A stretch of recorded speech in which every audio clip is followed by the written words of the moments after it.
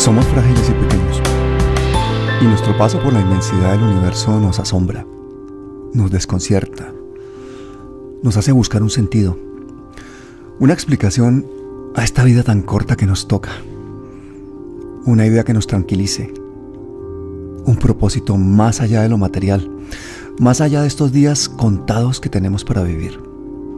Esa necesidad nos ha acompañado siempre, en todos los tiempos y en todas las culturas, y en ella se basan las religiones. Pero el programa de hoy no es sobre eso.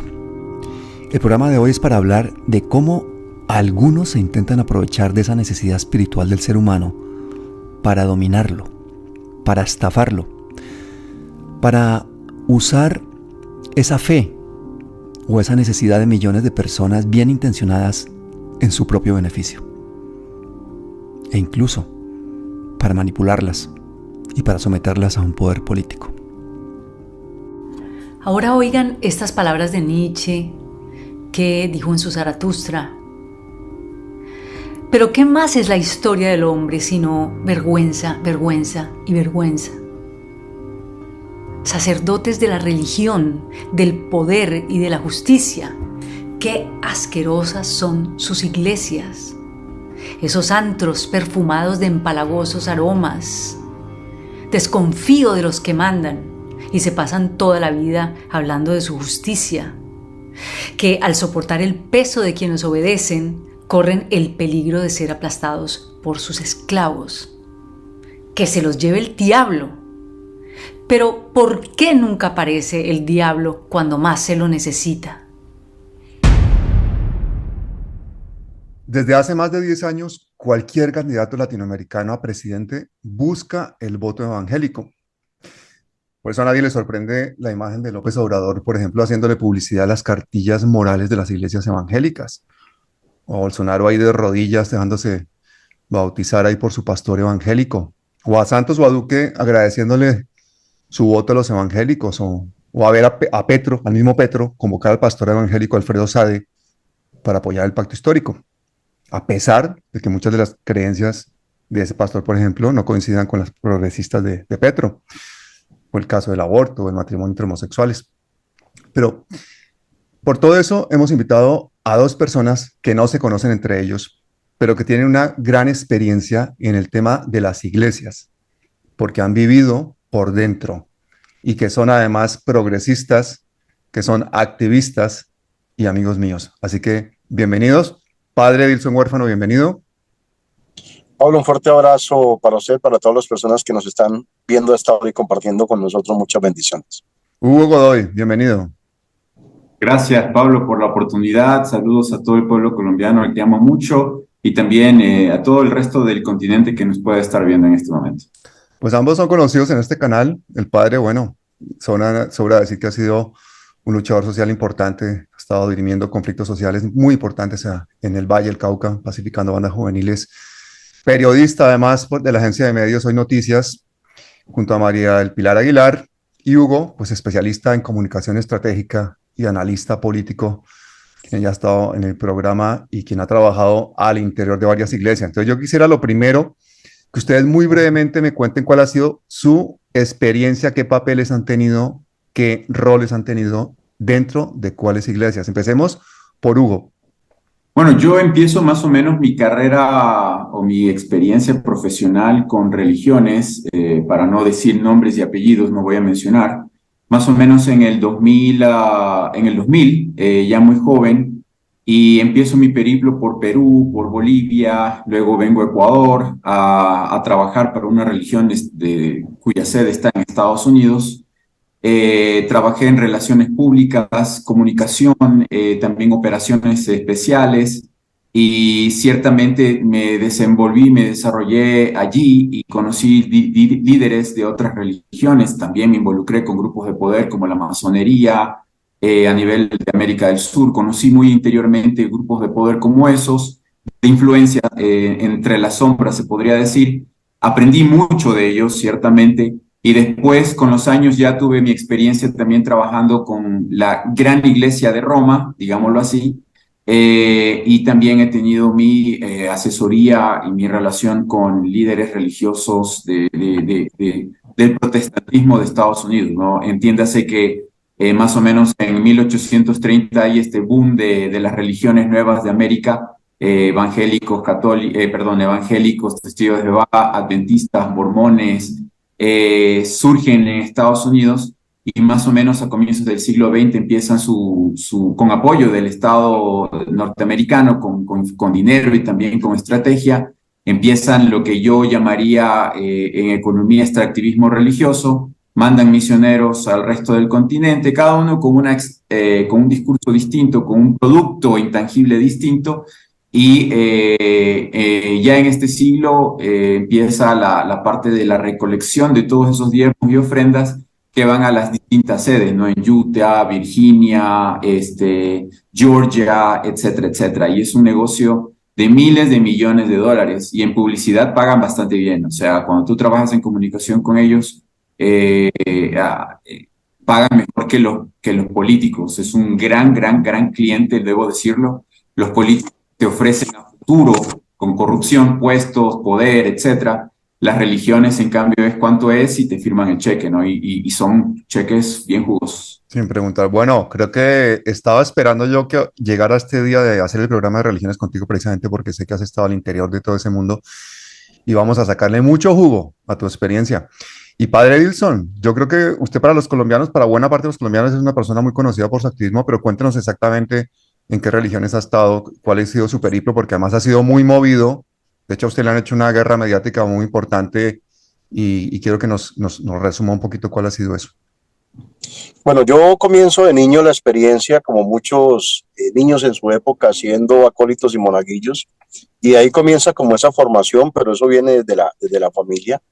Y uno ve siempre al clérigo o al sacerdote como el ejemplo a seguir, y uno quiere estar allí en ese altar. Pero cuando usted comienza a iniciar estudios y descubre que no es ese mundo tan bonito dentro de un seminario, muchos de los que ingresan comienzan a perder de una otra manera ese amor, digámoslo, no por Dios, no por la Biblia, no por Cristo, sino por esa institución. Yo la primera institución por la que pasé fue la Iglesia Romana, la verdad. No me fue una muy buena experiencia. Yo salí de la parte religiosa prácticamente, no quería saber ni de iglesia ni absolutamente nada. Con el tiempo pude conocer todo el tema de lo que es la parte del anglicanismo, la parte de la ortodoxia. Cuando uno comienza a estudiar historia de las religiones y ecumenismo, descubre que no es solo Roma la que existe en el mundo como una línea de catolicismos, sino que también está la ortodoxa, está la copta, está la siria, está el anglicano, y comienzo a hacer ese proceso dentro de la parte ortodoxa, me ordeno allí, conozco esa estructura, pero también encuentra uno muchos que ansían poder, y en ansiar ese poder dañan a los demás y buscan dañar a los demás, como me pasó a mí con el padre Crisóstomo, de los sacerdotes griegos. Yo sí lo voy a nombrar aquí con nombre propio porque salió un tirano completo frente a lo que era realmente la realidad del evangelio, y fue uno de mis mayores perseguidores en Colombia. Realmente yo pienso que si Hitler estuviera vivo se darían la mano con Crisóstomo, porque creo que entre los dos no hay diferencia, la verdad. Muy perseguido en Colombia a raíz de mis posturas, y cuando uno empieza a conocer que realmente el evangelio es social, es en las calles, no es en los templos, no es en el templo, no es en la ofrenda, no son en los diezmos, sino que es en las calles donde lo necesita, y empieza uno a descubrir también la religión como un negocio, pues se comienza a ser perseguido en Colombia. Pero gracias a Dios, a las oraciones, a la fuerza de la gente, me he podido mantener en pie, porque ha sido una persecución muy grande. Yo siempre lo he dicho que en Colombia me ha perseguido más algunos hermanos de denominaciones religiosas por mis posturas frente al país que cualquier grupo armado en el país. Pero padre huérfano, ¿usted en qué congregación está en este momento? Yo en este momento dependo de una iglesia anglicana de los Estados Unidos, de la Comunión de Iglesias Evangélicas Episcopales de los Estados Unidos, reconocida de rito anglicano a nivel mundial, porque desde la parte ortodoxa me exigían retractarme de todo mi trabajo social, y especialmente las denuncias que yo había hecho frente al tema de corrupción en Colombia, especialmente todo lo que ha tenido que ver con el gobierno Duque y gobiernos anteriores, y me exigían hasta un video pidiéndole perdón a Duque y a Uribe. por mis posturas frente al país. Entonces fue una persecución tremenda, me trataron de expulsar, me trataron de levantar calumnias, no pudieron absolutamente hacerlo porque lo único que encontraron en mí fue trabajo pastoral y social. Y finalmente me logré encardinar con Estados Unidos, precisamente con esa iglesia de rito anglicano, de línea anglicana, que conocen mi trabajo, pero sobre todo también que es muy abierta hacia ese evangelio social. En la actualidad estoy con ellos y aquí me quedo y soportando persecuciones, pero firme que el evangelio es social y en las calles y que no es monetario un evangelio. Muy bien, bueno, para la gente que nos está escuchando, hay que darle un poquito de contexto. Hay que decirle que, por ejemplo, en el año 1985, el 80% de los latinoamericanos eran católicos y que en el año 2017 eso había bajado hasta el 59%. La religión católica, la religión que heredamos cuando éramos colonias españolas, pues es una religión básicamente para conservar el poder y la gobernanza, ¿no? Y es un ejercicio totalmente centralizado. Y ahí yo recuerdo posiblemente de las mejores descripciones de lo que fue nuestra colonia, las hace pues Eduardo Galeano, cuando dice eso de que nos dijeron cierren los ojos y recen, y cuando abrimos los ojos, no, pero que le dieron la Biblia, ¿no? Ellos tenían la Biblia y nosotros teníamos la tierra, es la cosa. Y ellos tenían la Biblia y nosotros la tierra. Y nos dijeron cierren los ojos y recen, y cuando abrimos los ojos, ellos tenían la tierra y nosotros teníamos la Biblia. Yo la tengo. Vinieron, ellos tenían la Biblia y nosotros teníamos la tierra.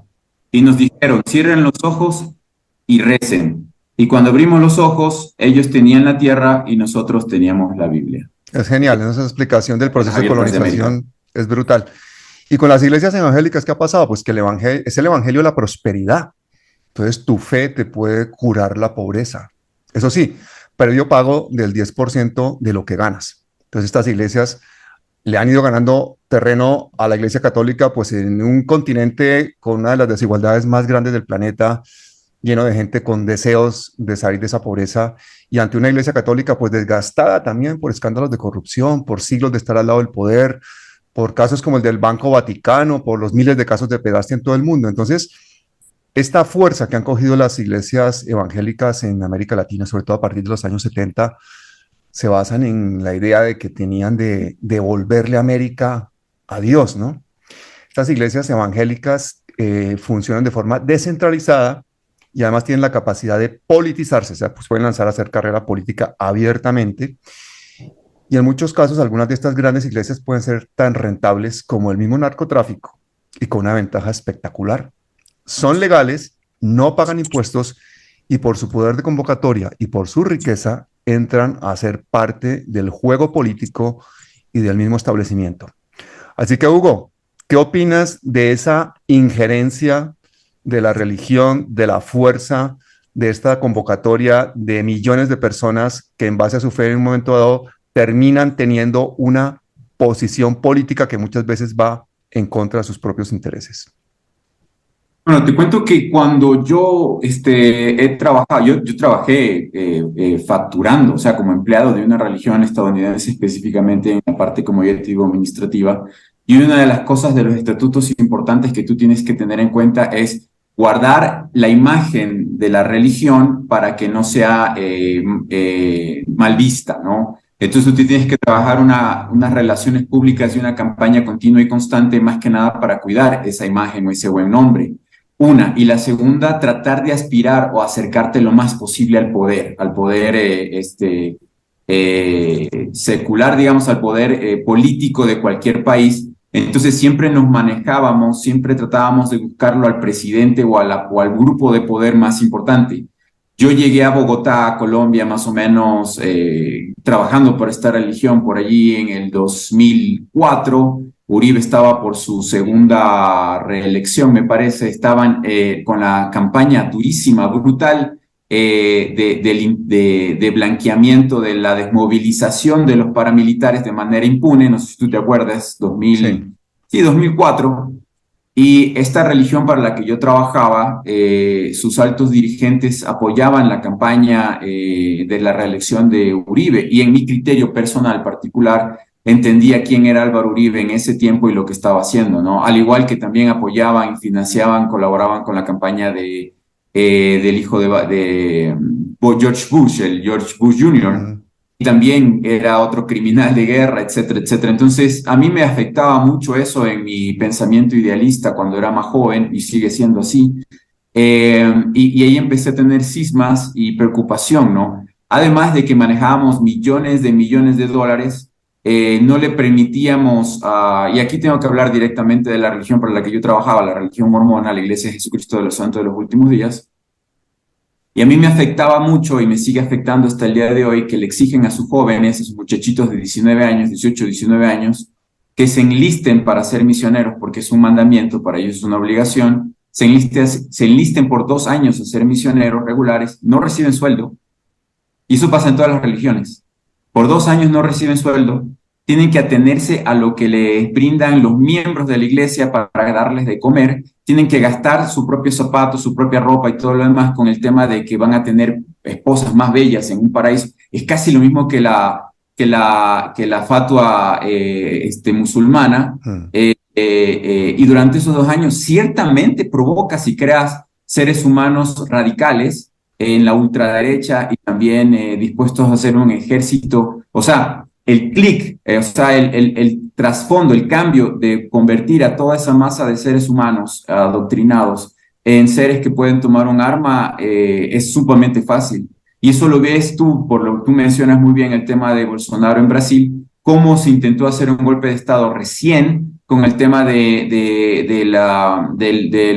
esta línea cristiana de los evangélicos, ¿no? Que en el caso de los evangélicos, por lo menos los mormones tienen una estructura, ¿no? Sí, es piramidal, tienen un profeta, tienen apóstoles, tienen otras autoridades locales, seccionales que se llaman setentas, tienen 5 quórumes o grupos de estos que están conformados por 15 personas. O sea, es una estructura muy grande que ganan mucho dinero, muchísimo dinero, pero le dicen a los feligreses, a los creyentes que no ganan nada, igual que el cura en la Iglesia Católica, que también conozco al Vaticano, se visten con ropa sencilla, pero anda a ver las cuentas de banco que tienen de millones de dólares.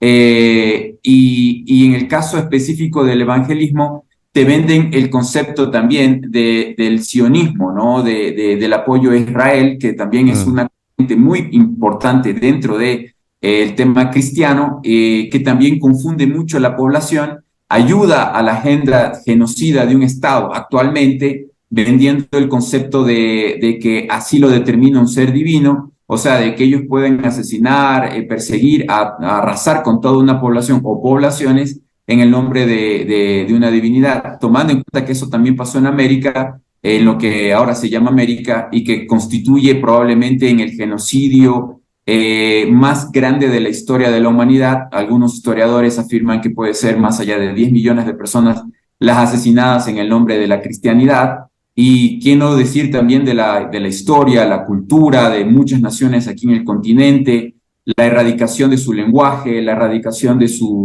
toda su historia, ¿no? De su vestimenta, etcétera, etcétera. Lo mismo hacíamos nosotros en los países donde íbamos, porque le enseñábamos a la gente que las tradiciones comunes de ellos eran pecado y que tenían que hacer todo lo que la tradición o la cultura estadounidense debía imprimir. O sea, desde el Pentágono se hizo una estrategia muy parecida a la del Vaticano hace 5 siglos y más, a norteamericanizar, estadounizar el resto del continente con este concepto que yo menciono y digo extractivismo religioso, que conlleva también el tema de que tú tienes que odiar tu identidad como colombiano, como argentino, como ecuatoriano, tienes que aspirar a ser estadounidense. Muchos de estas religiones, de la gente de estas religiones se mete aquí para obtener su visa y irse a Estados Unidos a vivir allá, y admiran, idolatran a Estados Unidos y consideran que sus dirigentes, los que gobiernan Estados Unidos, incluso son personas guiadas por Dios. Incluso recordemos God bless America, ¿no? Dios bendice a América, y existe ese excepcionalismo estadounidense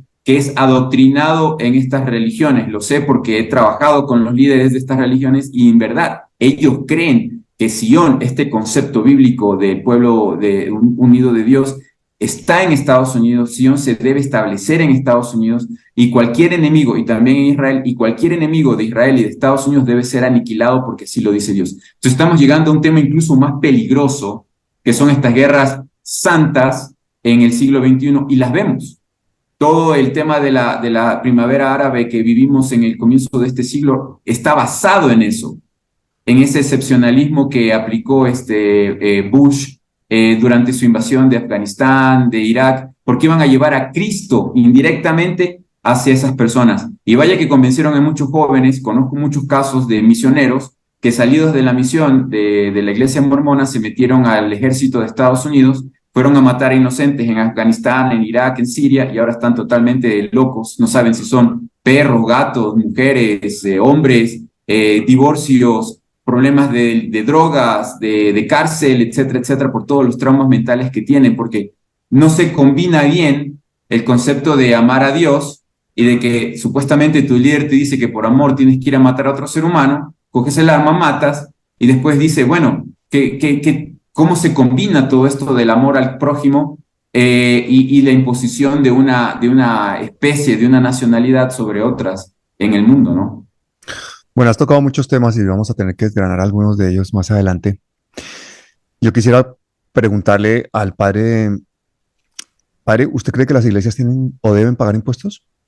Bueno, yo asumo esta respuesta desde mi concepto personal como clérigo. No es la postura de mi iglesia, pero yo sí estoy convencido de algo, y es que la fe y la religión se han vuelto un negocio económico muy lucrativo en el mundo. De hecho, hoy en día se muestra un Dios castigador, un Dios de terror, un Dios que si no se ofrenda no eres próspero, un Dios que si no le das al líder religioso el 10% de tu salario, te vas a quedar sin trabajo y tu hogar no va a ser próspero.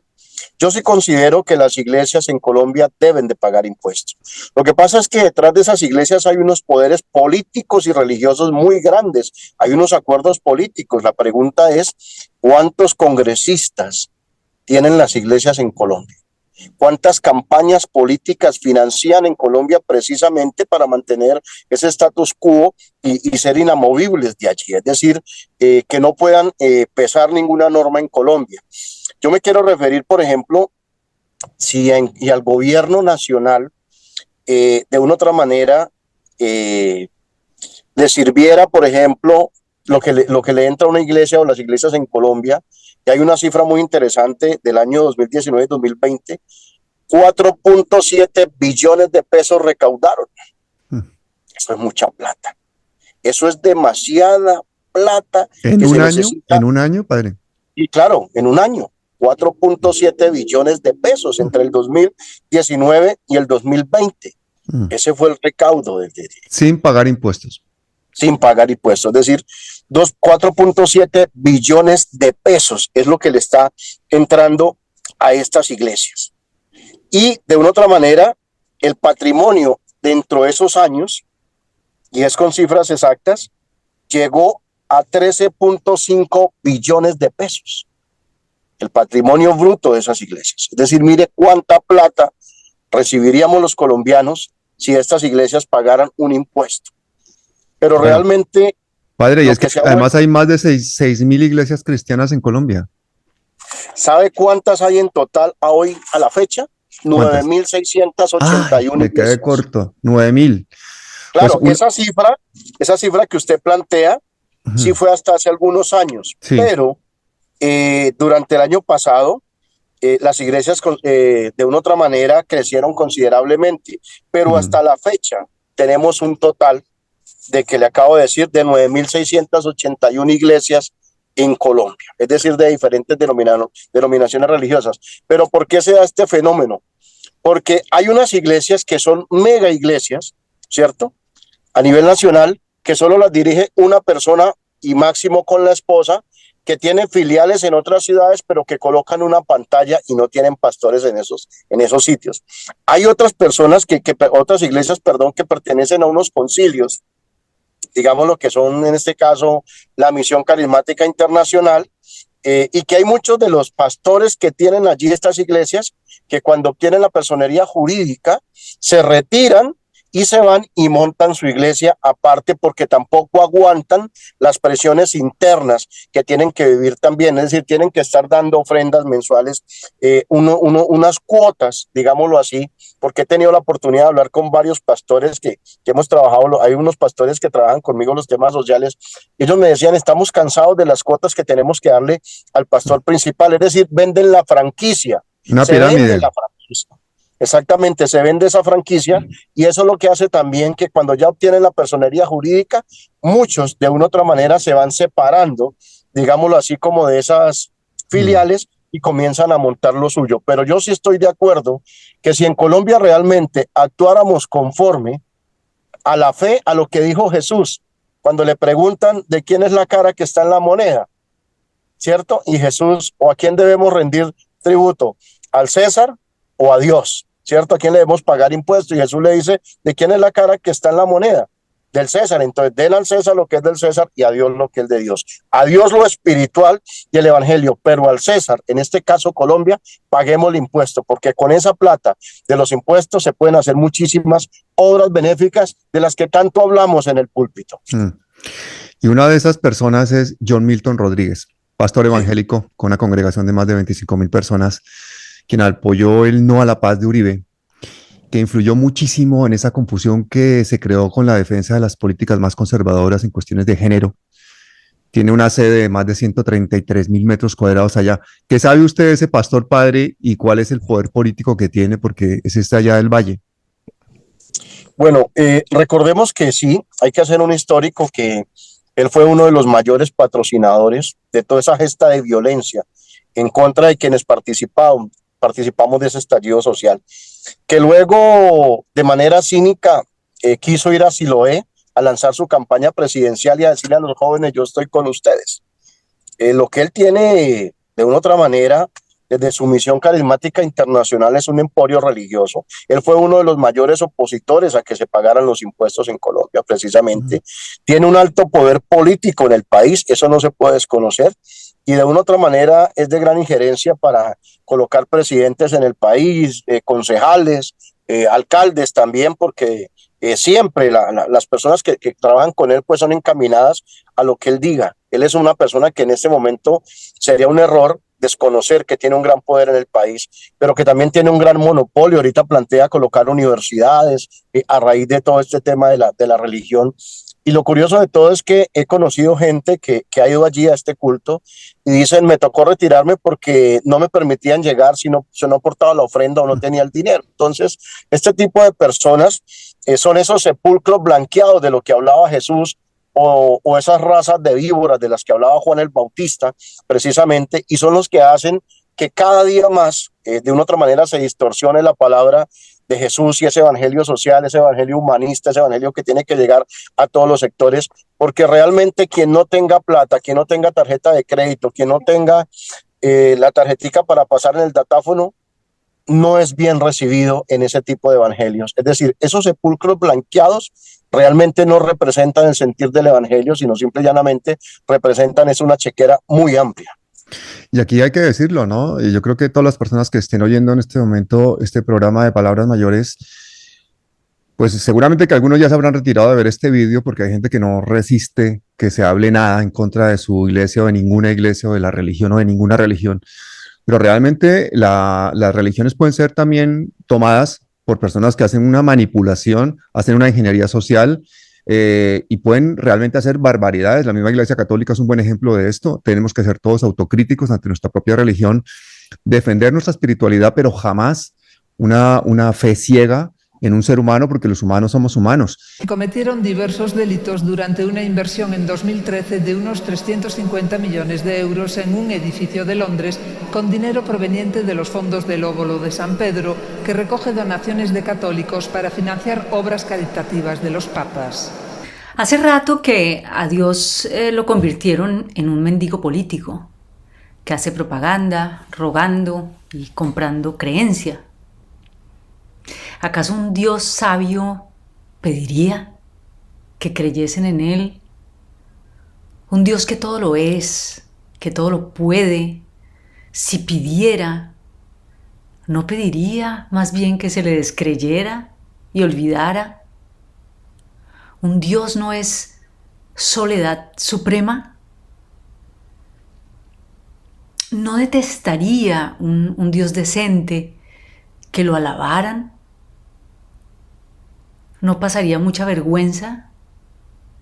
¿No sería muy embarazoso para él verse a sí mismo escribiendo tablas de mandamientos como todo un burócrata? Dios no debe ser concebible por una mente.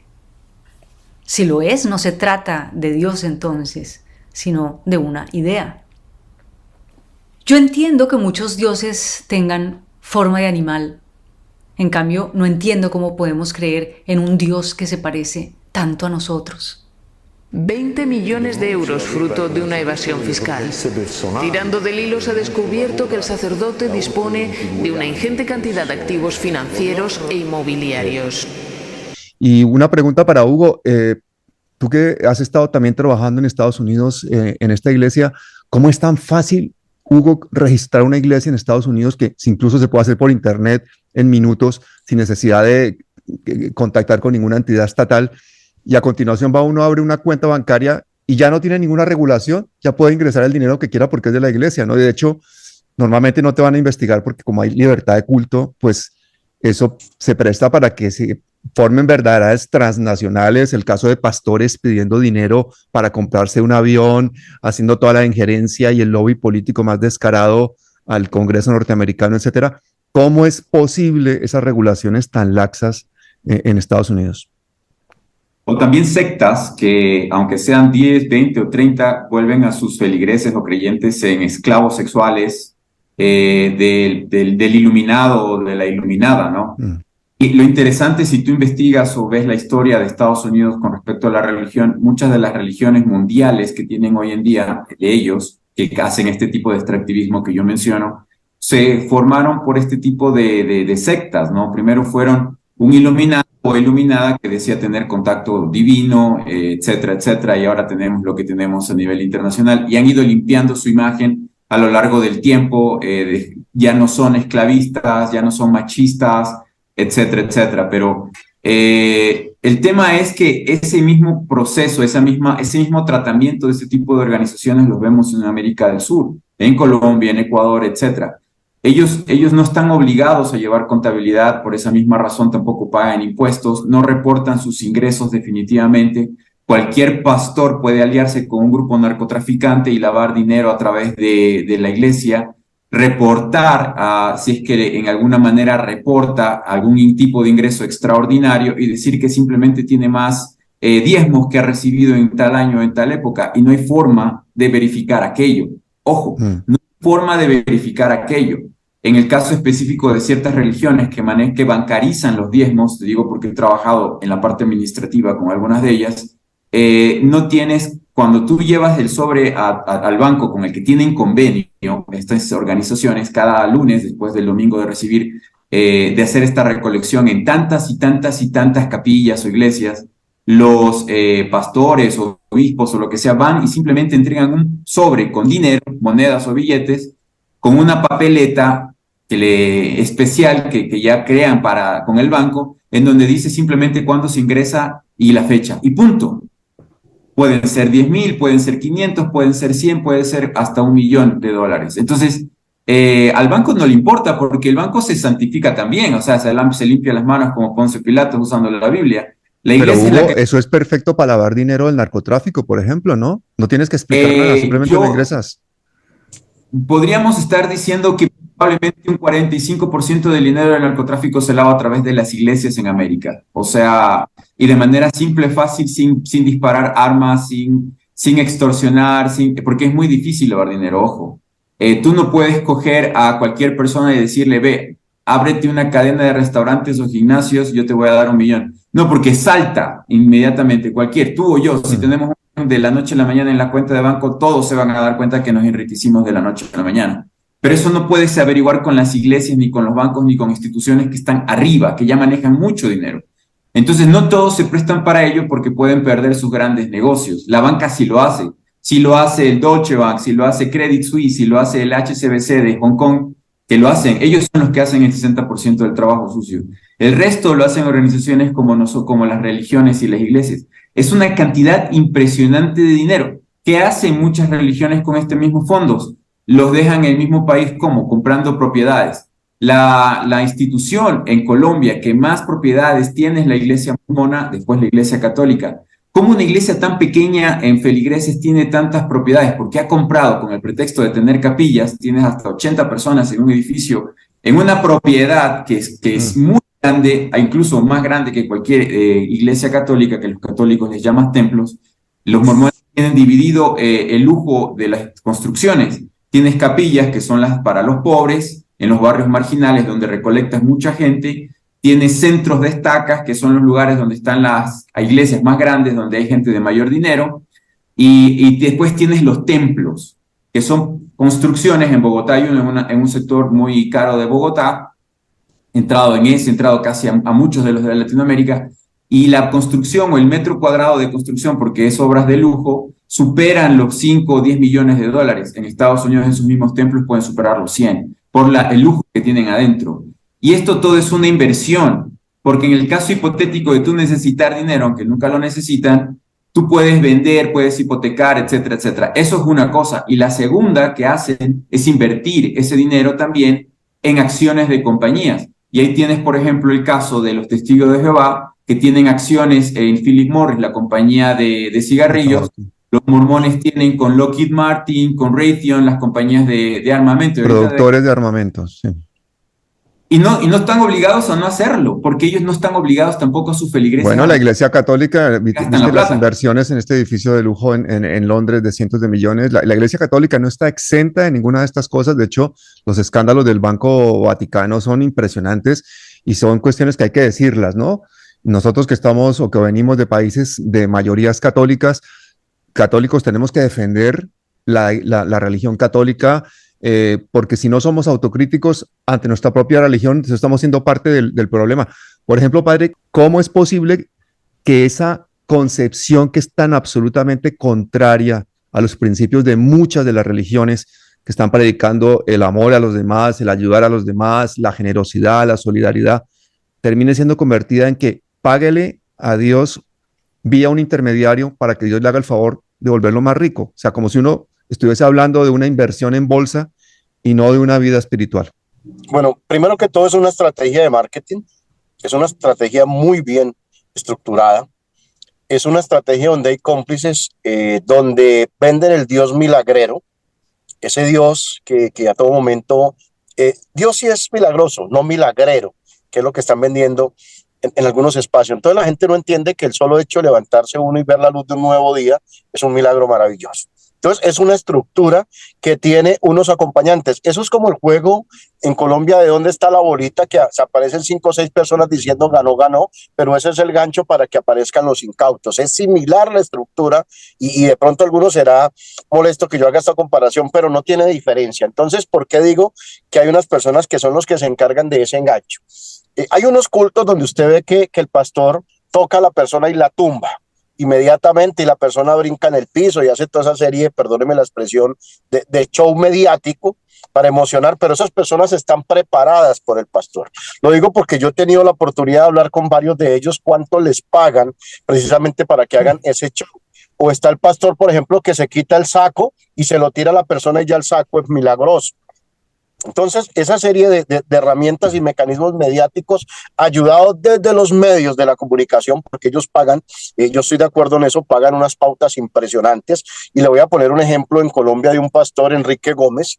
De Bethesda, es un pastor muy, muy adinerado en el país. ¿Y quién era Enrique Gómez? Enrique Gómez vendía agüitas, vendía sahumerios, hacía rituales chamánicos y todo esto, y con el tiempo se transformó en un pastor y hoy en día tiene muchísimo dinero y de una u otra manera ha sido ese emporio. Luego comenzó a través de las emisoras a generar mayor audiencia y esto hizo que se requisiera una vez más. Entonces todo esto es como un show mediático precisamente para ganar incautos, donde hay un lavado de cerebro en la persona desde la Biblia. Se utilizan versículos de la Biblia precisamente para presionar a la persona, para generarle miedo y generarle terror, y le dicen finalmente que la persona no ha prosperado porque simple y llanamente no le ofrenda a Dios y no da con fe. Entonces, cuando usted ve la pastora o el pastor o el líder religioso, voy a decirlo también porque también hay curas que de una u otra manera viven de la ofrenda y de la fe de la gente, no digamos mentiras, y que andan en Mercedes, en carros del año, y mientras que sus feligreses aguantan hambre. Entonces es cuando le dicen a la gente, en el nombre del Señor para prosperar, si das $1,000 vas a prosperar, si das 5 millones de pesos vas a prosperar. Y si no, recordemos en Colombia, uno de los grandes sacerdotes que se benefició de la plata del narcotráfico fue el padre García Herreras, que era el niño mimado de Pablo Escobar en su época y le regaló plata y terrenos para hacer viviendas, y eso no es secreto en Colombia. Entonces comienzan a decirle a la gente que entre más plata dé, eres más próspero. Y ahí es donde la gente muchas veces se desprende de lo poco que tiene y lo entrega y pone a aguantar hambre a sus familias. He conocido casos de personas que han vendido sus viviendas, sus casas y sus negocios y se las terminan dando al pastor o al líder religioso. Entonces, ese evangelio que vuelvo y que reitero que tiene que ser de amor, sí, de prosperidad, de fraternidad, de igualdad, de justicia social y de equidad, termina siendo un evangelio terrorífico donde le dicen a la persona, tú no estás con Dios porque no me ofrendas. Y mientras que esa gente en ocasiones deja de darle de comer a sus hijos, deja de pagar arriendo y hasta pierde su casa, pues termina dándole la plata a un pastor como Cas Luna, y donde terminan dando en grandes jets, en grandes mansiones, y finalmente la gente totalmente alejada de lo que es el mensaje del evangelio de Dios. Yo sé que esto que estoy diciendo me va a traer unos problemas grandísimos, pero los asumo porque el evangelio no es negocio, la fe no es negocio y la ofrenda no es negocio tampoco. Hugo, hoy precisamente en la tierra del Padre está Carolina Corcho, la ministra de Salud de Colombia, con todo su equipo, con el senador Wilson Arias, con el congresista Alfredo Mondragón, con una cantidad de amigos de palabras mayores, defendiendo precisamente esa reforma que se está queriendo hacer sobre el sistema de salud en Colombia, que está manejado por unos intermediarios, ¿no? Por lo que llamamos nosotros las EPS, las empresas prestadoras de salud. Y es que esto es exactamente lo mismo. Estamos hablando de intermediarios entre Dios y las personas, se han autodenominado intermediarios, cobran un porcentaje y no quieren que se acabe el negocio. Y por eso han tumbado esa reforma en la que se estaba intentando poner impuestos a las iglesias, pero es que ni siquiera a las iglesias, sino a al dinero que generaran con sus inversiones. Pero es que ese dinero totalmente intocable. Y hace un rato mencionabas tú la importancia del sionismo y de cómo el sionismo ha apoyado a todos estos grupos evangélicos. Muy demostrativo el caso en Brasil con Bolsonaro, cómo llevaban al poder a Bolsonaro, cómo financiaron, cuál es el papel realmente del sionismo y cuál es el interés del sionismo en que todas estas iglesias se fortalezcan. Te cuento que la mayoría de las grandes religiones de Estados Unidos tienen mucho dinero invertido en Israel, en Tel Aviv y en Jerusalén, universidades, hospitales, templos, por miles de millones de dólares, porque también tanto dicen una mentira que terminan creyéndosela, ¿no? Eso también es un doble estándar, pero algo que decía el padre y que no quisiera que se quedara en el tintero, como dirían en Colombia, es los sueldos que reciben los sacerdotes católicos por el Estado colombiano, y en casi todos nuestros países de América, la Iglesia Católica, aunque decimos que vivimos en un universo laico, que el Estado no es gobernado y manejado o manipulado por la Iglesia Católica sí tiene poder en nuestro continente. Si Petro hubiera dicho que es ateo, no hubiese ganado las elecciones. Tú como político, y eso es algo que lo digo porque he tenido que hacer campañas electorales y lastimosamente me he tenido que enfrentar con este tema de que aunque el político no es cristiano, no es católico, es ateo, igual que yo, nos toca dar un discurso para esa gran masa de gente que vota como por emociones y por miedo. Porque si te vas en contra de Dios, como bien dice el padre, vas a ser castigado, porque trabajan así, ¿no? Primeramente con lo aspiracional, paga tu diezmo, cree, sigue a Dios, no dejes de creer porque si no te vas al infierno, y al contrario, serás bendecido, y etcétera, etcétera, ¿no? En Colombia, en Argentina, un sacerdote católico, porque hay distintos rangos, ¿no? Pero puede llegar a ganar $15,000, más que un juez. Más que un juez que tiene una responsabilidad impresionante de mantener el Estado de Derecho en nuestros países. ¿Y qué hace el sacerdote? Levantarse a la hora que le da la gana, hacer misas 2 o 3 por semana, proteger y defender el nombre de la Iglesia Católica, porque eso también me pasó, y debo confesarlo, que cuando trabajé para religiones también teníamos que tratar el tema de los abusos sexuales a niñas y niños. Todas las religiones cristianas tienen estos cadáveres bajo la cama. Y trabajar como agencia limpiando esas imágenes, yo no soy creyente, pero tengo hija. Y antes de tener hija pensé que algún día iba a llegar a ser padre y que si me enfrentara a eso estaría en la cárcel porque asesinaría a la persona que hizo aquello. Entonces, yo no estoy haciendo dando esta información para que la gente se le rompan los esquemas y tenga una crisis existencial. El padre creo que está queriendo llevar este diálogo a decir que la espiritualidad no tiene nada que ver con religiones o con empresas pseudo religiosas, y es verdad. La espiritualidad es personal, es individual. Yo he tenido que pasar por todas esas etapas de la vida, y todos la hemos pasado, pero a lo que voy es, ¿por qué razón el Estado, sea colombiano, ecuatoriano, peruano, chileno, tiene que mantener a los sacerdotes católicos hasta el día de hoy? Tiene que rendirle pleitesía a las conferencias episcopales de cada uno de los países donde nos encontramos. ¿Por qué los sacerdotes católicos tienen que aplacar o acallar al pueblo cuando sale a manifestarse? Pasó en Colombia en el 19, pasó en Ecuador ahora en el 21, que para cuando se ven complicado el poder, le piden por llamada telefónica a la curia, a la conferencia episcopal, a que interceda, lleve a diálogos con el pueblo, amanse al pueblo, y todo se queda ahí, y el poder sigue, ¿no? Hay un cuadro maravilloso de Guayasamín, el gran pintor de América, que es quiteño, que él en la Casa del Hombre, conocí este cuadro donde él en un rostro pone las distintas etapas del poder. El cuadro se llama El Poder, y en una parte grande está el sacerdote, violador, abusador, hipócrita, está el militar, está el político, ¿no? Pero todas estas ramificaciones del poder vienen primeramente por este clero profesional, porque es un clero profesional,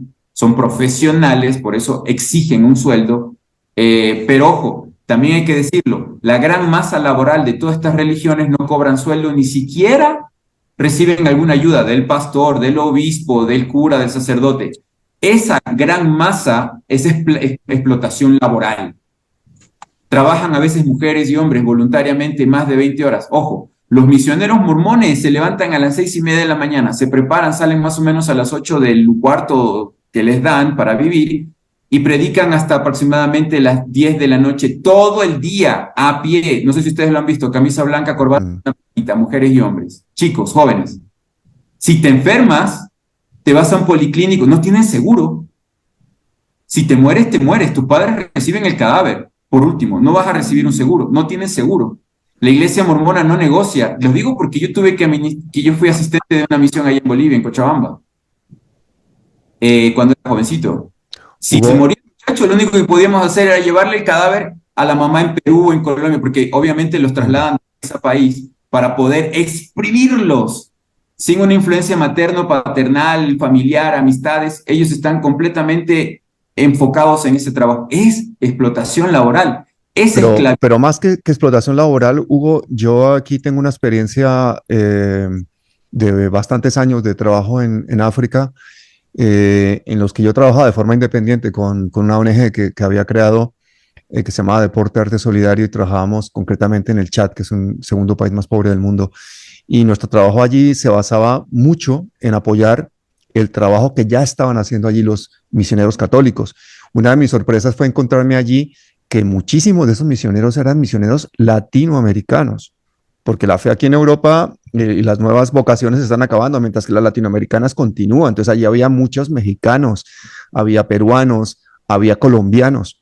Una de esas misioneras colombianas, que es una mujer joven, se llama Nubia, un día alimentando a estos niños en estos calores de 50 grados y después de estar pasando malarias y todo eso, cayó muerta, ¿no? A los pies de los niños, y nosotros en la ONG decidimos dedicarle un premio que nos dieron de cooperación internacional precisamente el año siguiente. Y yo voy a poner este vídeo, no me gusta hablar de mí en esto, pero es un homenaje que quiero hacer desde aquí en este programa a Nubia, a su familia y a todos los misioneros católicos o no católicos, que alrededor del mundo hacen un trabajo social impresionante, impulsados por su fe, mucho más allá de las jerarquías de sus iglesias, mucho más allá del manejo político que hacen sus religiones, mucho más allá de lo que a veces vemos de corrupción en los periódicos y en las cosas. Yo he visto a misioneros que incluso se han declarado en rebeldía, muchas veces a sus obispos, por atender poblaciones que su obispo no consideraba prioritarias por razones personales o estratégicas. He visto a misioneros que han sido castigados por sus obispos, misioneros que están viviendo con la gente, pasando la misma hambre y las mismas necesidades de las personas, cuando sus obispos viven en sitios con aire acondicionado, en el lujo, comiendo muy bien, tienen barrigas, están gordos. Ese tipo de cosas no es ninguna excepción en la Iglesia Católica. Y si uno mira, por ejemplo, cuánto ganan los misioneros católicos en el mundo, son cantidades absolutamente infames, no les alcanza ni para sostenerse a ellos. La Iglesia pretende que sean las comunidades las que los sostengan, cuando son poblaciones, por ejemplo, las del Chad, que la gente en verano y en las épocas de mayor sequía tienen que sacar de los hormigueros los granitos que las arenas que las hormigas van depositando, los sacan de ahí las mamás para con esos granitos hacer una papilla, mezclarla con agua, con la que encuentren y darle eso a sus bebés.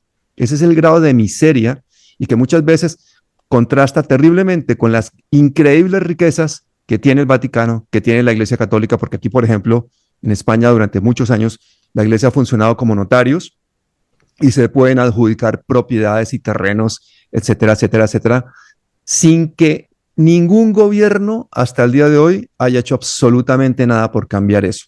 Es decir, el poder de la Iglesia, el poder del Vaticano es un poder increíble y muchas veces toda esta corrupción que hay en el Vaticano, que hay en las iglesias, en las jerarquías, en las potencias de las jerarquías eclesiásticas, no tienen nada que ver con el trabajo que hacen los misioneros, que hacen los voluntarios alrededor del mundo, convencidos de su fe. Entonces yo lo siento, quiero romper esa lanza por todo ese ejército de personas que por una razón absolutamente de fe dan su vida por los demás y que no tienen nada que ver con toda esa corrupción, ni con todos los manejos políticos, ni con todo el dinero, ni con nada de lo que hacen muchas veces sus superiores.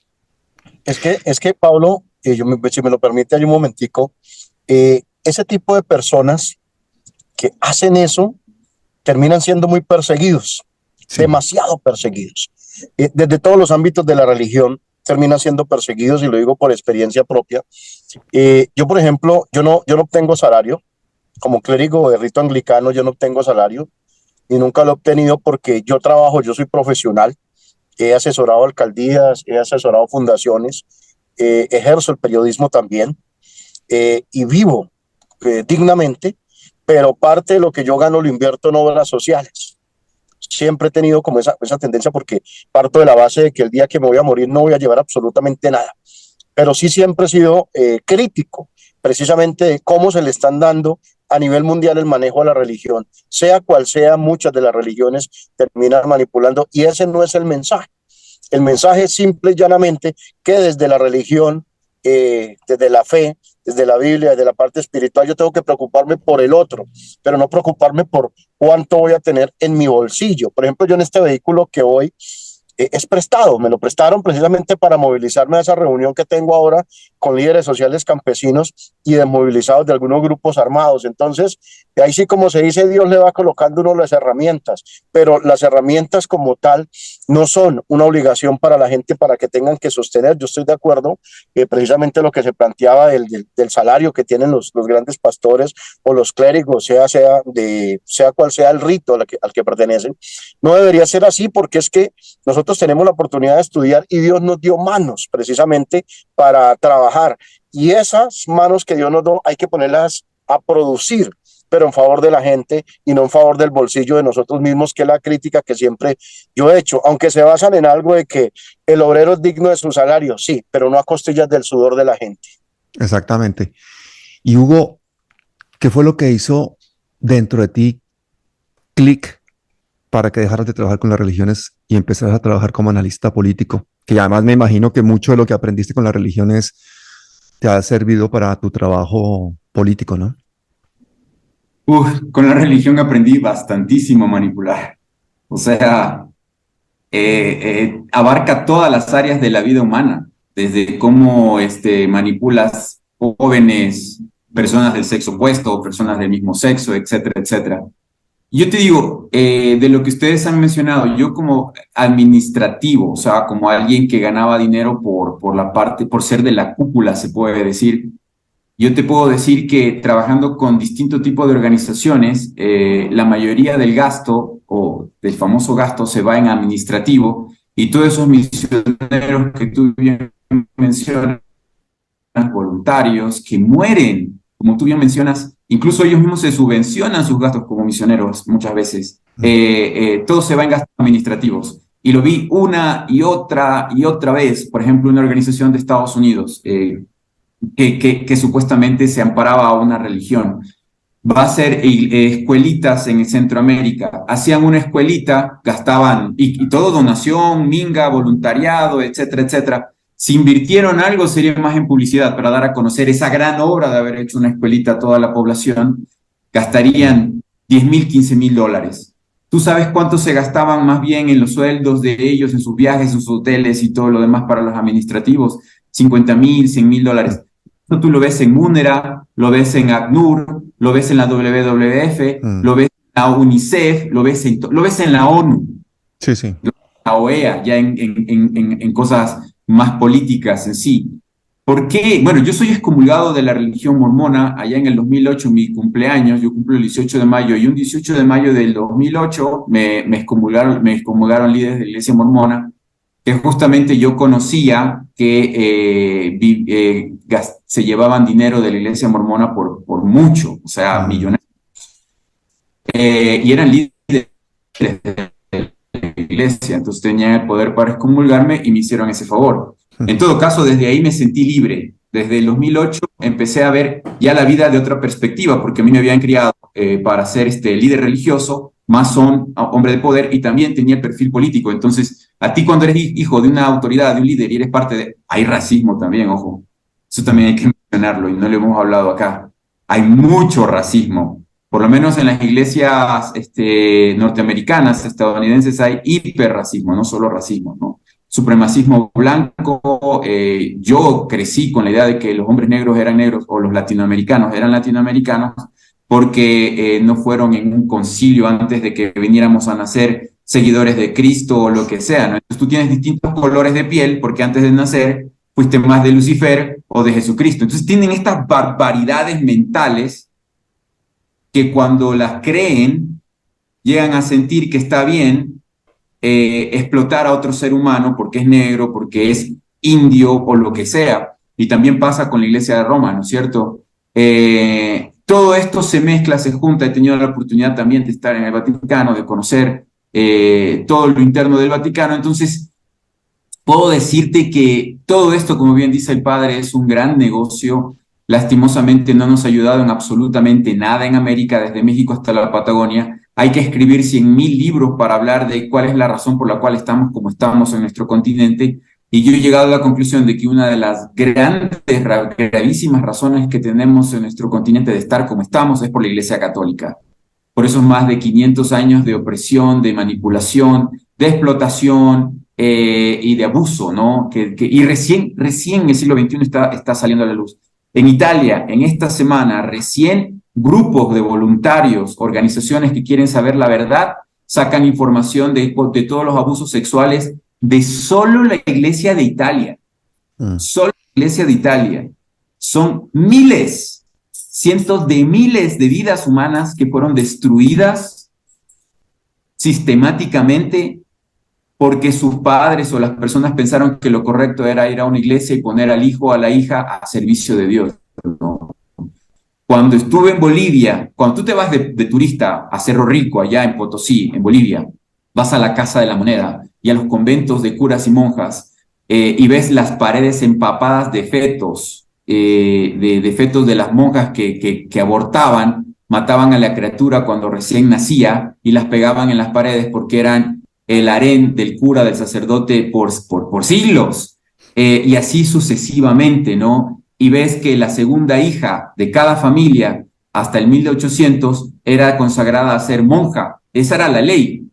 Así como para los mormones la ley es que cumples 19 años y te tienes que ir como misionero o te irías al purgatorio. Entonces, toda esa manipulación nos tiene como nos tiene actualmente. Todavía no existe una revolución, una liberalización de nuestras tierras, de nuestros países, de nuestra cultura, de ese dominio de la religión, que es parte fundamental de por qué Álvaro Uribe Vélez fue presidente de Colombia tantos años, por qué ganó el no en vez del sí por la paz en Colombia, por qué Bolsonaro casi vuelve a reelegirse en el Brasil y por qué seguiremos teniendo corruptos en nuestros países ganando elecciones simplemente porque van a misa cada domingo. Eso es el problema. Y yo hice un programa, un análisis especial sobre este tema con Paco Ignacio Taibó de México, el escritor, el director del Fondo de Cultura Económica de México, amigo cercano al presidente de México, y también con Jorge McFood, este gran escritor del Uruguay, profesor de la Universidad de Jacksonville en Estados Unidos. Lo vi, está en Sorprendente Films. Yo los invito a todos a que vayan a Sorprendente Films, se suscriban y vean los contenidos, porque realmente estamos, ahora que lo veo, ante el Snowden del caso de las iglesias. Oye, es de verdad que te felicito porque te hayan excomulgado. Hemos ganado mucho con una persona como tú que está utilizando pues todos esos conocimientos al servicio de una política progresista, y esos análisis que haces tú y todas sus intervenciones son brillantes, y lo que has aprendido precisamente, que hoy nos estás con esa generosidad compartiendo. Y perdí mucho dinero, amigo. Claro. Te debo decir. Sería rico ya, ¿no? Mi padre me dijo en el parqueadero de su casa, me dijo que había sido una desilusión y una decepción, y que el camino que me había puesto a mí era para que nunca jamás ni mis nietos sufrieran hambre ni necesidad, pero que yo la... Ah, tu padre era el que quería que tú estuvieras dentro de las iglesias. Padre.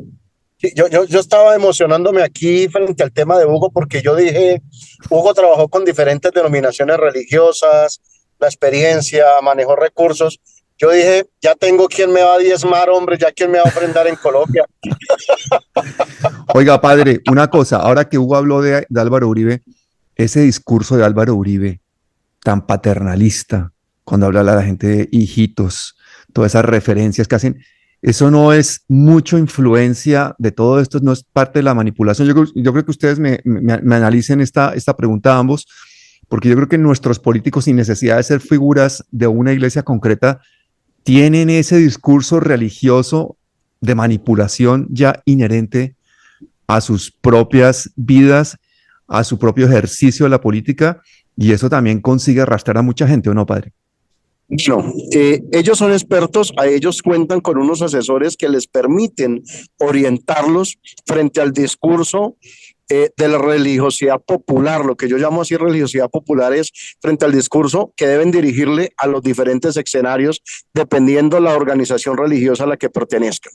No es que ellos sean hombres de fe, lo que pasa es que muestran un rostro a conveniencia, y en esta parte ellos crean un marketing para demostrarle a la gente que realmente están con ellos y que son hombres de fe, como por ejemplo políticos que entran a los templos y se arrodillan y los graban orando. Eso es una estrategia también que se hace muchísimo en Colombia, o los políticos que van a las comunidades indígenas, por ejemplo, y hacen un rito ancestral, aunque ellos manejan una parte espiritual y ancestral muy distinta, pero lo hacen. Eso también es un espacio religioso. O cuando entran, por ejemplo, y se hacen bautizar en un río, pero esto lo hacen simple y llanamente a conveniencia y para ganar adeptos, para mostrarse ante el país.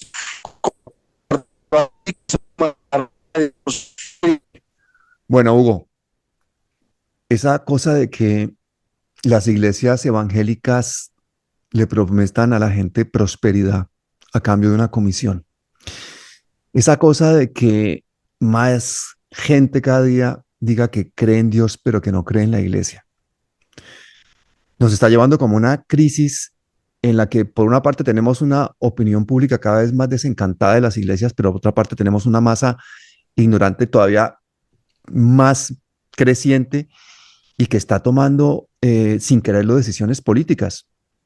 ¿Cuál crees que puede ser el panorama para América Latina en los próximos años, y cuál puede ser el papel de estos evangélicos en gobiernos como el del progresista Petro, por ejemplo, en este momento en Colombia? Te voy a poner en la situación en la que se encontraría cualquier familia del Chocó, del Caquetá, de la zona cafetera, donde tú quieras. Eres padre, tienes tus niños, eres pobre, hay violencia alrededor de tu comunidad y quieres que también tu hogar con tu señora esposa esté en paz. Entonces llega este pastor, se llama Hugo Godoy, se sienta en tu mesa, toma agüita de panela con galleta, y te dice lo demás. Esto voy a hacerlo como lo hacen ellos, solamente para que el público se dé cuenta, ¿ok? Voy a hacer algo que se llama el modelo de compromiso. Querido hermano Pablo, luego de haber escuchado las posibles bendiciones que usted y su hogar pueden recibir eternamente, no solamente ahora, hermano, después de haber escuchado el amor que Dios tiene para darle a usted y que me ha enviado a mí, porque Él no puede estar aquí, pero en su corazón está. Yo he venido, hermano, porque sé que Dios lo quiere en este rebaño. Entonces, hermano Pablo, ¿quiere usted recibir estas bendiciones por siempre para su familia y para usted? ¿Le gustaría? La gente, yo creo que en ese balance dice, hombre, un 10% eh, no es mucho, lo hago, pero lo que la gente no se imagina es que es un 10% de millones de personas, eso es mucho poder económico. Y cuando tú ves esos telepredicadores en Estados Unidos pidiendo ya descaradamente un jet que cuesta decenas de millones de dólares, o ves estos pastores que viven como millonarios cuando sus feligreses viven en la pobreza, es cuando te da muchísima rabia, ¿no? Cuando dices, ¿cómo es posible creer ciegamente en algo? ¿Cómo es posible creer ciegamente en un ser humano? No ser capaz de decir, esto que estoy haciendo me está haciendo totalmente manipulable, me está haciendo totalmente frágil a mí y a mi familia. Estoy siendo parte de un esquema de ingeniería social en la que mi sociedad pasa a dejar su consentimiento en otras manos, porque esa persona que está en una iglesia de esas va a votar concretamente por un partido político que está respaldando ese señor. Entonces imagínate la cantidad de gente pobre y humilde en Colombia que ha votado a la derecha, por ejemplo, concretamente, que ha votado a la derecha, que son los terratenientes, que son los oligarcas, que son los paramilitares, que son la gente que son los propietarios de todo el país y estos están respaldando precisamente a sus opresores. ¿Cómo podemos salir de ese círculo vicioso cuando realmente los medios de comunicación son de esos mismos, de esas mismas oligarquías, Hugo? Si yo salí de eso, que soy parte de la teta, o sea, de la oligarquía, del poder, si yo salí de eso y perdí mucho dinero, cualquier familia humilde del Caquetá, del Chocó o de la misma Bogotá, de la periferia puede hacerlo. Ahora, no solo, quiero que entienda el público que ve palabras mayores esto, no solamente es el 10% de lo que vas a pagar, ojo, es tu vida, porque una vez que te bautizas y que ya formas a ser parte de la congregación y del rebaño, van a decidir sobre todo en tu vida, sobre cómo te vistes, sobre qué vas a comer. Los adventistas ni siquiera pueden comer cerdo, el sábado no pueden hacer absolutamente nada. Los mormones no toman café, no toman alcohol, los testigos de Jehová no pueden bailar, no deben bailar. O sea, formas parte de una estructura que te controla completamente. No puedes estudiar lo que tú quieres estudiar, no puedes trabajar lo que tú deberías estudiar. Y ojo que te voy a decirte una cosa, estadísticamente las pseudoiglesias cristianas bautizan montones y montones de mujeres y de madres solteras. El gran cliente, aunque buscamos hombres porque ganan más, y ojo, cuando yo era autoridad y líder en Bolivia, a mí de Estados Unidos, yo en mi misión, donde la que yo trabajaba, amigo querido, te tengo que decir, éramos sumamente exitosos, bautizábamos por montones. Llegué a regalar tantos libros de mormones, los mormones se conocen por ese libro, que fui la misión que más libros de mormón repartió en un periodo determinado. Me prohibieron hacerlo, me prohibieron utilizar las imágenes con copyright de la iglesia, porque yo soy un experto en comunicación y mi cerebro manejado y llevado hacia ese camino era una cosa impresionante, brutal. Y yo creo que menos mal que me alejé de eso, porque hubiese sido algo devastador. Pero más allá de eso, a lo que voy es, van a controlar tu vida y la vida de tus hijos. Y en el caso de las mujeres, van a manipularte de tal forma que van a impedirte poder ser mujer y vivir tu feminidad. Porque, claro, estas religiones son hipermachistas, son conservadoras, no puedes ser ni siquiera pastora, dirigente, ni siquiera ganarte de esos diezmos. Tienes que casarte con un líder para poder vivir bien como que por el sueldo o la ganancia que ese líder te va a dar a ti y a tus hijos, ¿no? Porque ellos no hacen la reforma todavía. ¿Van a ir a esa reforma? Obviamente que sí, porque ahorita en Estados Unidos tienen un cisma con el tema de la homosexualidad y los derechos de las mujeres, porque eso es lo que se está moviendo en este tiempo, en este siglo, ¿no? Y tú ves a Francisco en Roma abriendo espacios, cediendo mucho para que esa pequeña cantidad de americanos, de esa gran cantidad todavía de americanos que siguen a la Iglesia Católica y que la mantienen, por eso Francisco es el Papa, y no un alemán, un francés o qué sé yo, un italiano, es ahora un sudamericano. El siguiente será o africano o también sudamericano, porque la gran masa de pobres son nuestros clientes particulares, como cuando yo era religioso, ¿no? El rico no te va a aceptar porque el rico ya vive bien. El rico dice, ¿para qué me voy a ir del sistema que me permite ser rico y cambiar? Sería algo estúpido. Más bien el miserable, el que no tiene, es el que está buscando una salida para su miseria, para su pobreza, para su drogadicción, para la violencia que ha sufrido, etcétera, etcétera. Y ojo, aquí debemos ser sinceros. Vayan a terapia. Un obispo, un sacerdote, un pastor no te va a curar esa violación, ese maltrato de toda la vida. Más bien va a agravar esa condición, te va a volver a un ser eres más manipulable para ellos y vas a sufrir muchísimo más. Anda, ve a terapia profesional. Hay jovencitas y jovencitos que estudian décadas por ser excelentes terapeutas profesionales que te van a ayudar. No todos los terapeutas tampoco son buenos. Busca a alguien que realmente dé con el clavo y te ayude con los problemas emocionales que tienes, porque son problemas que se tienen que tratar clínicamente, profesionalmente y con responsabilidad, porque el pastor al final puede destruir la vida de miles de personas, pero no lo puedes llevar a la cárcel por el discurso o el mensaje que da cada domingo, ¿no? Ellos no tienen esa responsabilidad legal. ¿Debería? Posiblemente sí. Por lo menos moralmente sí tienen responsabilidad, pero no van a la cárcel. Una vez que destruyen toda una congregación, se van a otros países, a ciudades pequeñas, y ahí vuelven y empiezan de cero a hacer sus credos. Me acuerdo de un pastor estadounidense que lo encontré en la Panamericana en Bolivia, en la Blanco Galindo allá en Bolivia, que creó una iglesia nueva que se llamaba Agua Viva de la Roca, me acuerdo. Y tuvimos una pequeña discusión con muchos pastores, las he tenido en muchos países, y yo sabía que él venía huyendo de Estados Unidos, de defraudación y otro tipo de cosas. Vienen aquí a Sudamérica a seguir haciendo sus tonterías, en donde las leyes incluso son más laxas en ciertos temas de abuso, y así sucesivamente, ¿no? Entonces tenemos que abrir los ojos. Si tal vez pensamos que cualquier persona que golpea nuestra puerta en el nombre de Dios viene con buenas intenciones, pues abramos los ojos. Eso no es real, eso no es cierto. Y bueno, ciertamente hicieron su gran negocio hasta los 90. Ahora han decaído bastante, los diezmos se han bajado bastante. Ahora la nueva moda es a lo evangélico. No te exijo muchas cosas, simplemente es un tema ligero. Acordémonos de estos de Pare de Sufrir, Pare de Sufrir del Brasil, que con el tema de venderte la agüita del Jordán, la cruz consagrada, etcétera, etcétera, viven recontra bien, no te están exigiendo celibato, ya no te están exigiendo irte de misionero un año, ahora te están vendiendo baratijas para ponerlas sobre el televisor.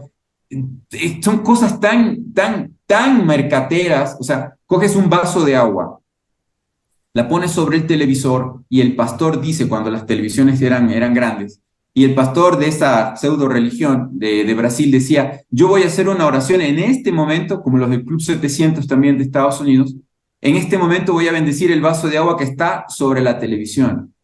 Y la gente después se la bebía. O sea, y tenías que ir el sábado o el domingo a aportar la donación, o por cuenta de banco, por celular, por cualquier tipo de manera, para que tú puedas ser bendecido. Nuestra Sudamérica está siendo saqueada y manipulada porque realmente la pasamos mal, pero parte de la culpa de lo que estamos viviendo mal es de ellos.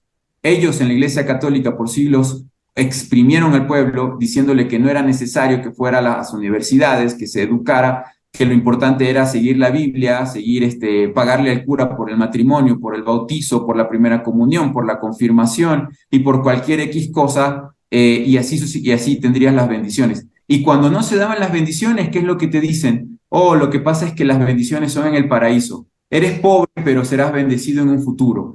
Que te gobiernan corruptos, que te exprimen, que te suprimen. No te preocupes, tú recibirás más en la segunda vida. ¿Qué te confirma, mujer u hombre? ¿Qué te confirma a ti que va a venir esa bendición más después?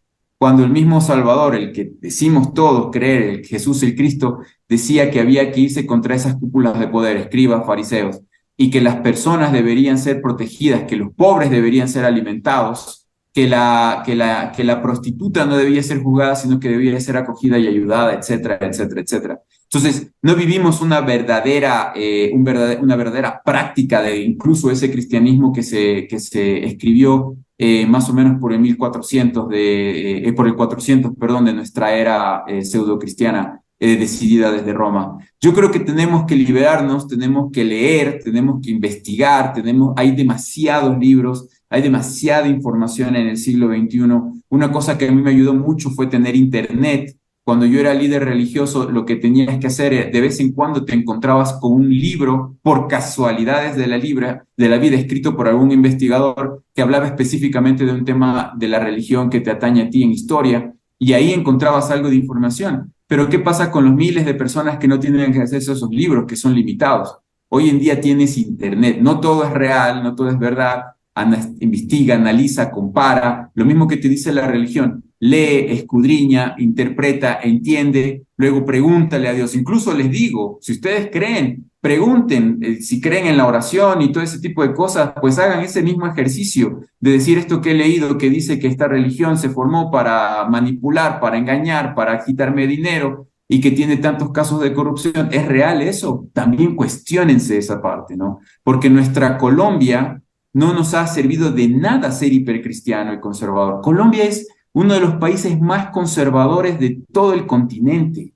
Votamos y votamos y votamos por religiosos. Hasta el mismo Petro tuvo que decir y consagrarse para la religión en esta última ocasión. Y en el caso de Perú, la misma señora Boluarte, que está matando a tanta gente, fue consagrada por el obispo de Lima para decir que se santifica todo. ¿De qué nos ha servido más de 500 años de eso, señoras y señores? ¿De qué? Si no somos un territorio de paz, para nada, somos la zona más peligrosa del planeta, por la violencia, por las armas, narcotráfico, trata de personas. Yo no he conocido, yo he sido amenazado y perseguido por sicarios colombianos, en alguna ocasión. Ninguno de ellos, porque como soy analista y interpreto, he llegado a sacarles información. Ninguno de ellos era no creyente. Yo era el no creyente. Claro. Eran consagrados al santo o a la santa de los sicarios. La bala que ya tenían consagrada para darme en la cabeza ya había sido bendecida. Y también creen en la parte del otro lado, de la brujería negra, de la bruja del Chocó. Me vinieron con un montón de cosas. Como dicen en Colombia popularmente, con un chorro de babas. Y les digo, no nos sirve y creo que tengo que rescatar eso del padre que habló con nosotros el día de hoy. Mi criterio particular, y para responderte al final esa pregunta, es que la espiritualidad es individual, es personal, cada cual debe seguir su propio camino, no debe seguir el camino que otro ser humano le dice que debe seguir, sino ¿para qué sirve el libre albedrío? Sigue tu propio camino, busca tus propias respuestas y seguramente las vas a encontrar. Como esta máxima del cristianismo que está en la Biblia, ¿no? Que dice, pedid y recibiréis, llamad y se os abrirá. Pidan, pregunten y tratemos de que la sociedad en conjunto, que tenemos estructurado un Estado, hemos dado la vida a nuestros antepasados por tener un Estado de derecho, allá tenemos que dirigirnos con igualdad de derechos todos, porque el cura, el sacerdote, no debe ser jerarquizado, no debe estar sobre nosotros, superior a nosotros. Nosotros no tenemos que mantener absolutamente a ninguno de estos parásitos, sino que cada cual debe, como decía bien el padre, cada cual debe trabajar, imagínense, nosotros estamos haciendo en esta transmisión este día, tenemos nuestras profesiones, hacemos lo que a nosotros nos gusta, nos apasiona, ganamos nuestro sueldito de eso, y de paso también hacemos este trabajo para ustedes, para que ustedes también tengan la oportunidad de conocer esta información que quizás a nosotros nos costó años. A mí me costó años desprogramar mi cabeza, mi cerebro y mi corazón de una religión. Me tomó aproximadamente unos 5 años, entre depresión, entre soledad, entre viajar, entre investigar. A mí me tomó muchos años desprogramarme, querido Pablo. No me tomó de la noche a la mañana. El tema de la desprogramación toma décadas en algunos casos. A mí me tomó unos pocos años, pero era joven. Cuando tú vas subiendo tu edad, aumentando tu edad, es mucho más difícil. Cuando llegas a los 60, 70 años, es casi imposible que dejes la idolatría a la virgencita o algo por el estilo. Y es un privilegio escucharte. Y la verdad que has sido muy generoso contarnos todo eso. Realmente es como una confesión todo lo que nos has hecho, ¿no? Ver las dos partes, el dentro y el fuera de esta manipulación de la iglesia. Manipulación que lleva a que muchísima gente incluso le laven tanto el cerebro que defiende a su pastor, incluso cuando a su pastor lo pillan cometiendo crímenes. Y es que la última pregunta que yo le haría a la gente es realmente, si usted necesita un Dios que haya que pagarle para hacerle un favor, ¿usted no cree que ese Dios es un poco sospechoso? ¿Usted no cree que tener que pagarle a Dios para que le haga un favor o tener a un intermediario que tiene la exclusiva de ese contacto con Dios, yo creo que es una espiritualidad que hay que replantearse? Y más cuando ese pastor pertenece a una iglesia que puede ser un negocio incluso más rentable que el narcotráfico, porque es legal, no paga impuestos. Entonces yo quisiera desearte de verdad, de todo corazón, que muchísimas personas escuchen este testimonio, que lo compartan, porque me parece un testimonio de vida importantísimo. Yo creo que es una de las entrevistas que más pueden revelarnos sobre el espíritu humano y la manipulación que se hace sobre la espiritualidad. Tú has manipulado a personas, tú has sido manipulado, tú te has liberado, ahora eres un analista político, eres un progresista y utilizas todo lo que has aprendido en ingeniería social precisamente para ayudar a los demás. Entonces, Hugo, yo quiero darte las gracias, pero de corazón, toda esta generosidad, verdad que no tiene palabras. Espero que estés una y mil veces en palabras mayores. Tenemos muchos temas que analizar y mucho que trabajar por Latinoamérica. Querido Pablo, más bien a mí, gracias infinitas por la oportunidad de hablar con la gente que quiero, que son ustedes los que están viendo este programa. Ciertamente lo que yo viví me afectó. A mí hasta la fecha me duele mucho todavía el que yo haya, porque yo también fui misionero regular 2 años, por eso hablo de propia boca. Pude haber hecho muchas cosas en esos años de juventud. Dejé el fútbol que me encantaba. Tú sabes que para ser deportista a los 17, 18 hasta los 21 años importantísimos. Y no, muchos de estos jóvenes truncan sus sueños de niño y de adolescente por irse de misioneros. Y cuando te bajas de ese avión, cuando terminas ese tiempo, solamente queda un tome asiento, muchas gracias, nada más. Y en el caso de los que son realmente pobres, en Lima, en Caracas, en Bogotá, y que se consagraron después, dicen, ¿qué hice? ¿Qué me queda? Van y golpean la iglesia y dicen, por favor, ayúdenme con mis estudios, con mi educación.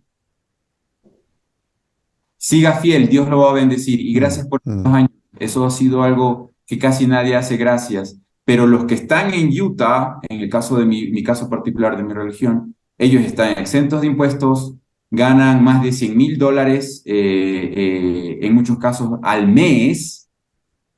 Tienen tarjetas de crédito que se les paga absolutamente todo, comillas, tienen vacaciones donde no tienen vida para gastar ese dinero. Y todavía tienen la moral de decir que nos consagremos y nos sacrifiquemos por ese señor.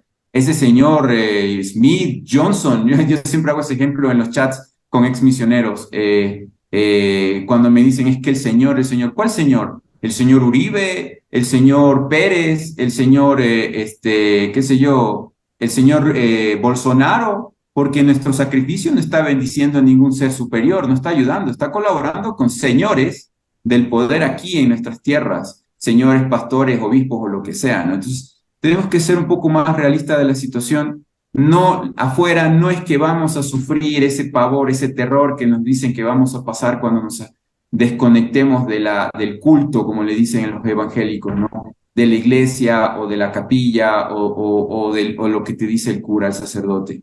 Es un gran paso de fe hoy en día en el siglo XXI para nosotros los americanos, no para bautizarnos, no para ingresar en estas religiones. El gran paso de fe, señoras y señores, es salirnos de ese esquema, dar el paso de decir yo puedo, yo sé, yo tengo fe en mí mismo, en mí misma, Y si existe un Dios, yo tengo fe de que me va a apoyar porque mis intenciones no son malas, en absoluto. La libertad, mi querido Pablo, es la cosa más maravillosa que he disfrutado luego de alejarme de una religión. La libertad de aceptarme como soy, como hombre y lo que quiero en mi vida. Y en la religión mía era un pecado ser socialista, incluso yéndose hacia el lado del comunismo. Y tenía que callarme, tenía que ocultar mis ideas, mis creencias, mis pensamientos de izquierda. En mi casa, con mi familia, hasta el día de hoy, mi madre es ultraderechista en Italia y no hablamos mucho porque terminamos discutiendo, ¿no? Soy el único de izquierda de toda la gente con la que crecí. Tengo amigos de crianza que son millonarios, viven muy bien, porque las corporaciones también van a la par de esto. Tengo amigos que son gerentes de marketing a nivel planetario para la Nestlé, porque hay grandes compañías que son mormonas, porque se invierte dinero en ellas, Marriott, los hoteles, compañías. Yo hubiese podido tener esa oportunidad de tener acceso a un banco o alguna institución que también me hubiese dado, si no era con la iglesia, tal vez con una compañía internacional. Y mírame, independiente, tratando de hacer patria, y no tengo los Mercedes ni las vacaciones 2 veces al año, 2 vacaciones por año, en cualquier paraíso del planeta, ¿no? Tengo las que a veces puedo tener con mi familia, pero me siento bien, estoy libre, Pablo, y puedo hablar y decir lo que antes se me prohibía. Eso para mí es ya todo hecho, estoy feliz. Eres libre, me alegra muchísimo. Y como lo prometido es deuda, yo quiero que le rindamos un homenaje a los misioneros de cualquier religión que trabajan por los demás. Y no solo a los misioneros, a toda la gente que alrededor del mundo hace voluntariados, toda esta gente que trabaja de verdad de corazón, porque a veces decimos, no, es que los directores de ACNUR, de UNICEF, que ganan millonadas, que las transnacionales están, no sé qué tal, sí, pero hay una cantidad de voluntarios que ganan muy poco y que hacen un trabajo maravilloso, y es gente que han sido movidas por su deseo de un mundo mejor. Una de ellas fue Nubia, y por eso este video que pongo a continuación, ya para cerrar el programa, fue el homenaje que le rendimos hace unos años. Disculpen la calidad del video, pero eran otras épocas. Alguien lo grabó con un teléfono y ahí queda eso. Así que muchísimas gracias a todos. Y Hugo, hermano, me alegro que te hayan excomulgado y un abrazo muy fuerte. Hasta luego, Pablo. Hasta luego.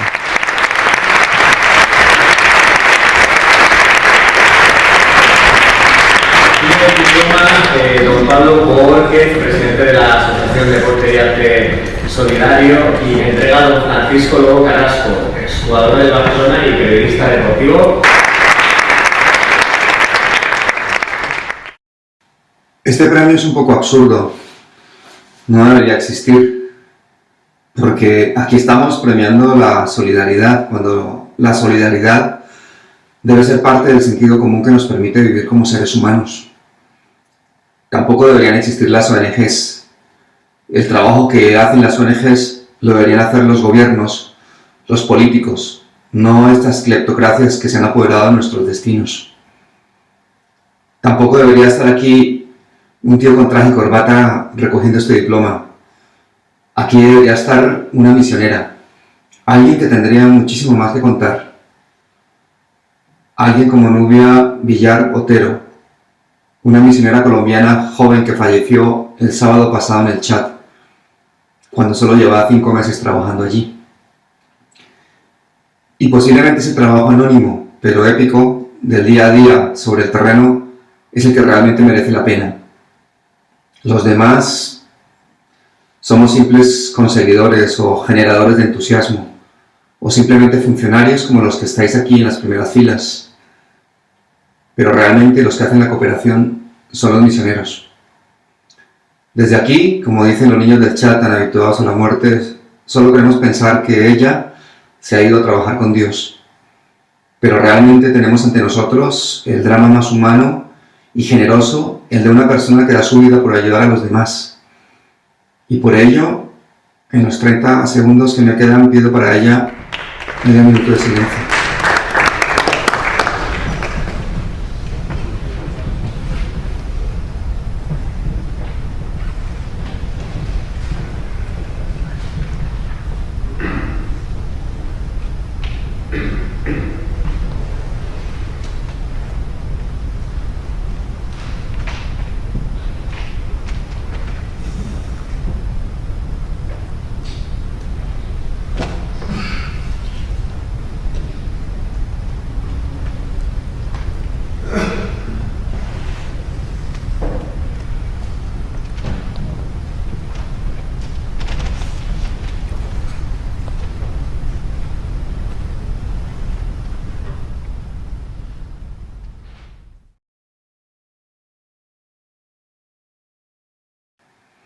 Desde aquí quiero darle una buena noticia a Nubia, donde quiera que esté, y es que vamos a cuidar de esos niños por los que murió, que no los vamos a dejar solos, que surgen apoyos cada día para el chat como el de la Federación Española de Baloncesto, cuyo presidente José Luis Sainz me ha dicho hace unos minutos que empecemos a trabajar con Jorge Garbajosa ya, que se suman al proyecto del chat. Me gustaría que esto llegara a los oídos de la familia de Nubia, porque es una buena noticia, ellos que saben las muchas necesidades de esos niños, y nosotros que sabemos lo fácil que es ayudar desde aquí. En un mundo ideal, la fundación de un gran equipo de fútbol, de mi equipo favorito, no debería decirme que no le interesa ayudar a los jugadores de fútbol más pobres del mundo, que son los niños del chat. Por eso desde aquí también quiero invitar a los que supuestamente hacemos cooperación a que nos abstengamos de la cobardía y que vayamos a donde de verdad se nos necesita.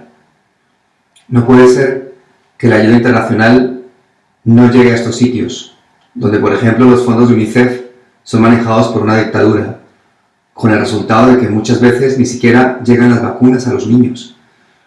Aunque si hablamos con los funcionarios de Naciones Unidas en Ginebra, nos cuentan desde sus lujosas oficinas que están cubiertas las necesidades para el chat, pero claro, ellos no van al terreno. La desinformación llega al punto de que si ponéis la palabra chat en Google no encontráis casi nada, como si no existiese, cuando en realidad son 12 millones de personas, de las cuales 7 millones son niños, y viven secuestrados en la miseria absoluta, bajo el poder de dos multinacionales. Desde aquí, y en nombre de todos, quiero dar gracias a la familia de Nubia, por haber dado una hija que ha brillado en la cooperación, y que más allá de las creencias religiosas que podamos tener cada uno, solo podemos sentirnos pequeños y rendirnos ante la dimensión humana de personas que como ella son capaces de dedicar su vida e incluso de perderla por ayudar a los que de verdad lo necesitan.